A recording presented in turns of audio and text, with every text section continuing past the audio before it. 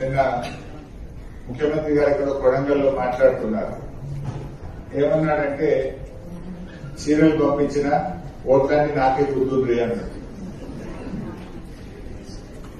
అంటే నేనేమంటున్నా అంటే వాస్తవానికి కేసీఆర్ గారు ఉన్నప్పుడు పండుగకు బతుకమ్మకు చీరలు వచ్చినాయి. 2 పండుగలు పోయినాయి, వచ్చింది ఒకటే చీర కాదా? 2 పండుగలకు రావాల్సింది ఒకటే వచ్చింది.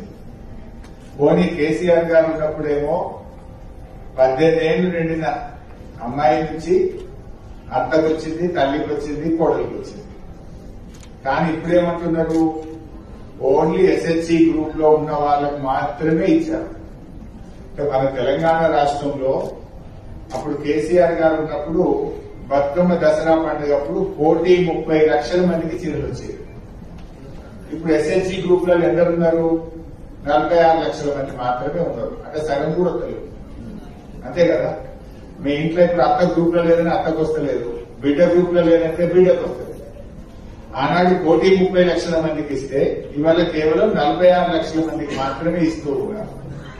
పోనీ అది 2 పండుగలు అన్న 2 ఇచ్చిండ్రా అంటే ఒకటే ఇచ్చింది, అది కూడా ఒకటే కలర్. మళ్ళా ఇవన్నీ కూడా ఇబ్బందులు ఉన్నాయి.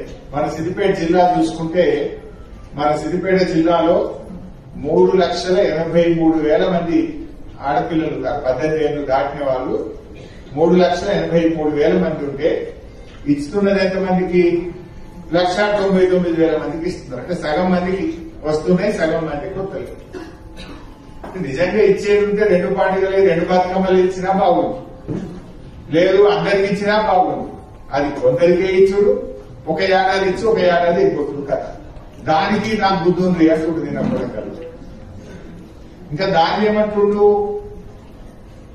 సారే పెట్టిన అంటుడు, చీరిచ్చి సారే పెట్టిన అంటుడు. అయ్యా రేవంత్ రెడ్డి గారు సారే పెట్టుడు అంటే నువ్వు ఇస్తానన్న మహాలక్ష్మి నెలకు 2,500 ఇస్తా అన్నారు. మనకు 2 ఏళ్ళు అయింది. 2 ఏళ్ళు అంటే ఎంత అవుతుంది? 60,000 రూపాయలు. నిజంగా చీరతోని నువ్వు ఇస్తానన్న 60,000 కూడా ఇస్తే అప్పుడు సారా పెట్టినాను. 60,000 ఇచ్చినాక సారా పెట్టినట్టు అయితే తప్ప నువ్వు సగం మంది ఆడోళ్ళకి ఇచ్చి 2 ఏళ్ళది ఒకటే ఇచ్చి ఆ ఒక్క చీరకు సారీ పెట్టినా అంటే ఇది ఎవరి చెవులో పువ్వు పెట్టుకుంటూ అర్థం చేసుకోవాల్సిన అవసరం. అంతేనా కాదు? చీరిచ్చి దాన్ని సారీ అంటుంది. చీరెప్పటి నువ్వు మహాలక్ష్మి పైసలు కూడా ఇస్తే అది సారీ పెట్టినట్టు అయితే.